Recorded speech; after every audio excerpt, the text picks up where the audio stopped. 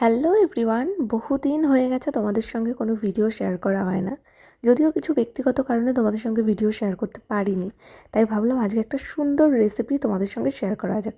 যেহেতু আজকে বিকাল থেকে ওয়েদারটা খুবই ভালো ছিল আর বাড়িতেও লোটে মাছ ছিল, তাই ভাবলাম সন্ধ্যাবেলায় একটু লোটে মাছের চপ বানানো যাক।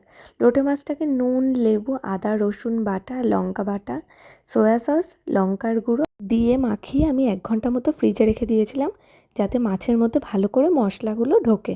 এরপর একটা বাটির মধ্যে বেশ কিছুটা পরিমাণে আমি বেসন নিয়ে নিয়েছি, তার সঙ্গে নিয়েছিলাম কর্নফ্লাওয়ার। এর মধ্যে নুন আর গোলমরিচ গুঁড়ো আর বেকিং পাউডার দিয়ে জল দিয়ে একটা ব্যাটার বানিয়ে নেব। ব্যাটারটা একটু ঘনই হবে, যেন বেশি পাতলা না হয়, নাহলে মাছের গায়ে ঠিকঠাক লাগবে না। এরপর কড়াইতে তেল গরম করতে বসিয়ে দিয়েছি আর মাছগুলোকে ভালো করে সেই ব্যাটারটার মধ্যে মিশিয়ে নিয়ে গরম গরম তেলে দিয়ে দিয়েছিলাম। সত্যি বলছি, খেতে একদম অসাধারণ হয়েছিল। চাইলে তোমরাও বাড়িতে ট্রাই করতে পারো।